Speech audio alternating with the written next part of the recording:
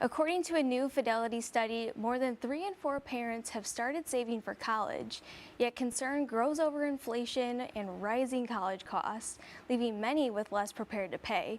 With more on what parents can do and what they need to know is Rita Azoft, Vice President of Retirement and College Fidelity Investments.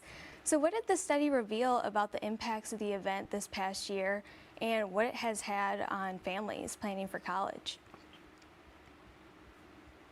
A lot has changed over just a short period of time, but for the better. Nearly 2 out of 3 parents felt more positive about college planning than they did last year. Although just as many still think there's change to come for the traditional in-person learning experience.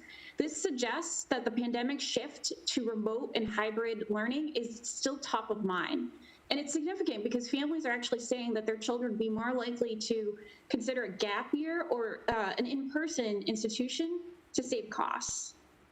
And what are the top concerns parents and families have when it comes for saving for college? These days, parents are less concerned about the impact of COVID, but are more concerned with the impact of inflation and market uncertainty. Also top of mind is student debt. 79% of our parents surveyed agree that student debt is the biggest motivator to help them save. And while the recent student loan debt forgiveness announcement definitely provides some relief for families, it doesn't solve the larger issue of the rising cost of college. And what's worse is that a third of parents actually have their own student debt and have mentioned that they haven't even started saving for their child's education as a result, which is just perpetuating the cycle. Right, and what are some of the common misconceptions about the 529 college savings plans?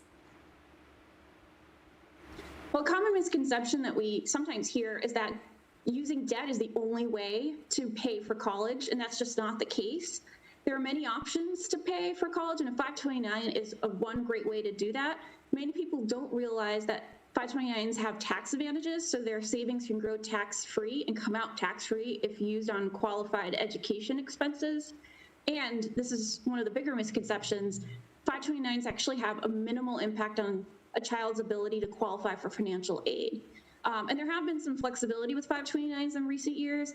You can actually use the funds to repay student debt up to $10,000. You can even use it in some cases for K through 12 expenses. So the flexibility is definitely increased, and 529s have just become that useful tool to help you set aside savings in a dedicated manner. Absolutely. And are there any tips to help parents and families lessen some of the burden or stress they may have throughout the process? Yeah, here are 3 tips parents can put into action now. First, have a plan in place. Parents would never recommend to their kids to not plan for a test and to just guess. Yet, 29% of parents aren't sure what the cost of college would be for their child, and most use their own best guess. So there's a disconnect right there on what the actual cost would be and how much they think they'll have to pay. But the good news is it's never too early to start saving, and every dollar saved is one less dollar for debt, so that's where 529 can definitely come in. And here's a bonus tip. You can actually ask your friends and family to help. Many family members would welcome saving towards a college goal versus buying the latest toy or game. 2, sit down and talk to your child about their financial education and potential financial responsibilities. And lastly, do your homework before taking on debt.